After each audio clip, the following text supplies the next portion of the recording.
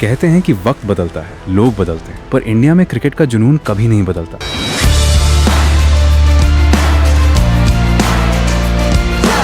लेकिन क्या वाकई आज 2026 में जब एक खिलाड़ी की कीमत 20 करोड़ पार कर जाती है और 3 घंटे का एक मैच बीसीसीआई की तिजोरी में 120 करोड़ डाल देता, तो सवाल ये नहीं है कि क्रिकेट कितना बड़ा हो गया, सवाल ये है कि क्या ये अब भी वही क्रिकेट है जिसे हमने बचपन में प्यार किया था। आज की इस डॉक्यूमेंट्री में हम उस चमक धमक के पीछे के काले सच को पूरे देंगे जिसे ब्रॉडकास्टर्स आपसे छुपाना चाहते हैं, मेगा ऑक्शन के पीछे का असली खेल, इम्पैक्ट प्लेयर नियम का असली मकसद और कैसे 2026 तक आते आते क्रिकेट एंटरटेनमेंट से एडिक्शन बन गए। ये कहानी है एल्गोरिदम की, डेटा माइनिंग की और उन अदृश्य धागों की जो दुबई से लेकर मुंबई के बोर्ड रूम्स तक फैले हुए हैं। लेट्स टॉक ऑन नंबर्स, क्योंकि 2026 में numbers speak louder than the crowd. हाल ही में आई फोर्ब्स और फाइनेंशियल एक्सप्रेस की एक रिपोर्ट के मुताबिक आईपीएल की ब्रांड वैल्यू अब $5 बिलियन को पार कर चुकी है। कहानी शुरू होती है 1986 में। एक 23 साल का लड़का अमेरिका से लौटता है। उसने वहाँ NBA और NFL का ग्लैमर देखा था। उसका नाम था ललित मोदी। मोदी ने 1995 में बीसीसीआई को एक सिटी बेस्ड लीग का आइडिया दिया, जिसे बीसीसीआई ने कचरे के डिब्बे में डाल दिया। क्यों? क्योंकि मोदी एक आउटसाइडर थे। लेकिन मोदी हार मानने वालों में से नहीं थे। उन्होंने राजनीति का सहारा लिया, वसुंधरा राजे से दोस्ती की, राजस्थान क्रिकेट एसोसिएशन पर कब्जा किया और आखिर में शरद पवार की मदद से बीसीसीआई के अंदर घुस गए। 18 साल पहले ललित मोदी ने जो बीज बोया था वो आज एक ऐसा बरगद का पेड़ बन चुका है साहब, जिसकी जड़ें अब सिर्फ इंडिया में नहीं बल्कि सऊदी अरब के तेल के कुओं तक पहुंच गई है। 2026 का आईपीएल अब सिर्फ टूर्नामेंट नहीं है, ये दुनिया की डेकाकॉन स्पोर्ट्स लीग है। 48,000 करोड़ के पिछले मीडिया राइट्स अब छोटे लगने लगे हैं, क्योंकि अगले साइकिल के लिए 7,000 करोड़ की बोली लगने वाली है। मुकेश अंबानी से लेकर ग्लोबल इन्वेस्टर्स तक हर कोई इस सोने की चिड़िया का एक पंख चाहता है।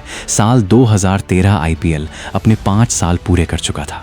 ग्लैमर और पैसे की चकाचौंध इतनी थी कि किसी ने इसके पीछे की परछाइयों पर ध्यान नहीं दिया। लेकिन 16 मई 2013 की सुबह जब देश जागा तो क्रिकेट के सबसे पॉपुलर इवेंट की नींव हिल चुकी थी। दिल्ली पुलिस की स्पेशल सेल ने मुंबई के एक होटल से 3 क्रिकेटर्स को गिरफ्तार किया। एस श्रीसंत, अजीत चंदीला और अंकित चौहान आरोप स्पॉट फिक्सिंग। ये फिक्सिंग मैच फिक्सिंग जैसी नहीं थी जहां पूरी टीम हार जाए, ये स्पॉट फिक्सिंग थी, यानी मैच का एक छोटा सा हिस्सा फिक्स करना। श्रीसंत का केस बुकीज के साथ तय हुआ था कि श्रीसंत अपने दूसरे ओवर में 14 से ज्यादा रन देंगे। सिग्नल क्या था? ओवर शुरू होने से पहले श्रीसंत अपनी लोअर में एक तौलिया खोसेंगे और वार्म अप में थोड़ा ज्यादा वक्त लेंगे ताकि बुकीज को सट्टा लगाने का समय मिल सके। दूसरे अजीत चंदीला, उन्होंने अपनी टी शर्ट की बाजू ऊपर चढ़ाकर सिग्नल दिया। पुलिस के पास 100 घंटे से ज्यादा की कॉल रिकॉर्डिंग्स थी। अंडरवर्ल्ड डॉन, दाऊद इब्राहिम और छोटा शकील के गुरे दुबई और कराची से बैठकर इंस्ट्रक्शन दे रहे थे। और ये सिर्फ खिलाड़ियों का लालच नहीं था, ये एक ताकतवर अंतरराष्ट्रीय सिंडिकेट था। लेकिन कहानी यहीं खत्म नहीं हुई। जांच की आज पहुंचती है आईपीएल की सबसे बड़ी टीम्स तक। गुरुनाथ मयप्पन चेन्नई सुपर किंग्स यानी सीएसके की टीम प्रिंसिपल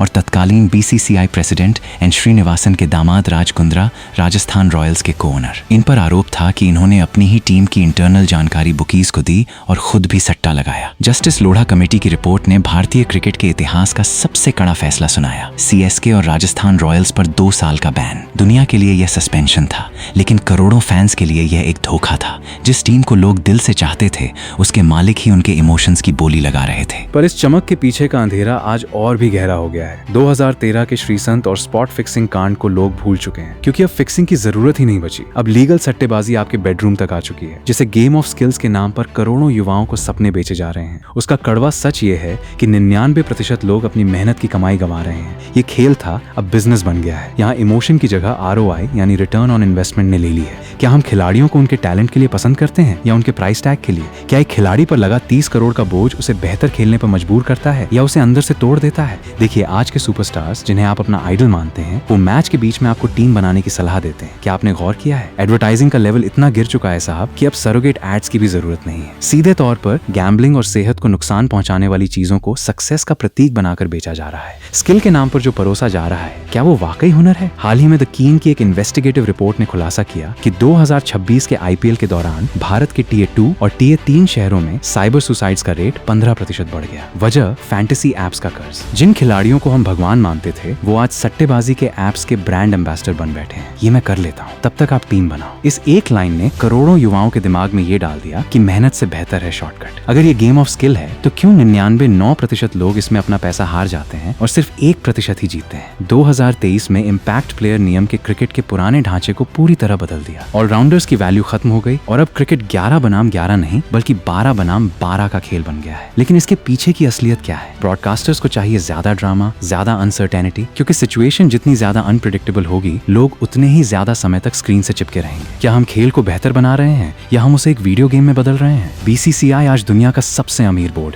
ऑस्ट्रेलिया और इंग्लैंड के बोर्ड्स इनके सामने स्टार्टअप्स जैसे लगते हैं। लेकिन क्या इस पैसे ने हमारे क्रिकेट की आत्मा को बचाया है? आज एक युवा खिलाड़ी के लिए नेशनल कैप से ज्यादा जरूरी आईपीएल का कॉन्ट्रैक्ट हो गया है। इमोशन अब एंगेजमेंट रेट में बदल चुका है और फैंस अब डेटा पॉइंट्स बन चुके हैं। आज आईपीएल सिर्फ 2 महीने का टूर्नामेंट नहीं है। 2026 तक आईपीएल ओनर्स ने न्यूयॉर्क, लंदन, केप टाउन और दुबई की लीग्स को खरीद लिया है। क्रिकेट अब कंट्री वर्सेस कंट्री नहीं रहा, ये फ्रेंचाइजी वर्सेस फ्रेंचाइजी बन गया है। खिलाड़ी अब अपने देश के लिए खेलने के बजाय अपनी फ्रेंचाइजी को प्राथमिकता दे रहे हैं, क्योंकि फ्रेंचाइजी उन्हें साल के 10 महीने का फिक्स्ड मोटा चेक दे रही है। ऑडियंस के घटते अटेंशन स्पैन और पेशेंस लेवल से क्रिकेट के लंबे फॉर्मेट्स जैसे कि टेस्ट क्रिकेट और वनडे इंटरनेशनल्स का क्रेज खत्म होता जा रहा है। मगर मेरे लिए टेस्ट क्रिकेट ही असली क्रिकेट है। लेकिन क्या 2026 का युवा 5 दिन इंतजार करने को तैयार है? जवाब है नहीं। हमें चाहिए इंस्टेंट डोपामाइन, और आईपीएल वही डोपामाइन सप्लाई करने वाली सबसे बड़ी फैक्ट्री है। सरोगेट एडवर्टाइजिंग, ये वो शब्द है जो आईपीएल के हर कमर्शियल ब्रेक में छिपा है। वो इलायची नहीं है, वो म्यूजिक सीडी नहीं है, वो मौत का सामान है जिसे करोड़ों के सौदे में लपेटकर आपके सामने पेश किया जा रहा है। 2026 में भी भारत का कानून इन पर नकेल नहीं कस पाया,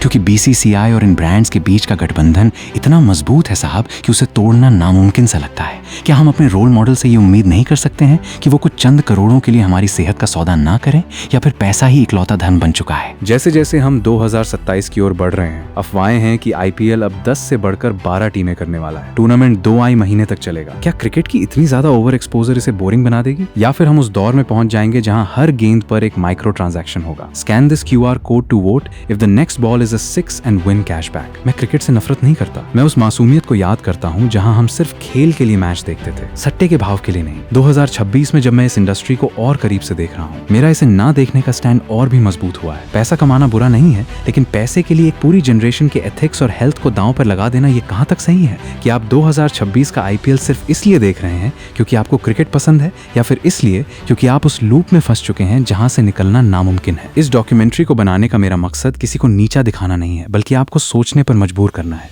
क्रिकेट एक इमोशन था और रहेगा, लेकिन आईपीएल अब सिर्फ एक बिजनेस है, और इस बिजनेस के कस्टमर आप और हम हैं। सोचिए, क्या आप वाकई एक खेल देख रहे हैं या फिर एक बड़ी मशीन का हिस्सा बन चुके हैं? वीडियो अगर अच्छी लगी हो तो लाइक, शेयर करना और कमेंट जरूर करके अपनी राय बताइएगा।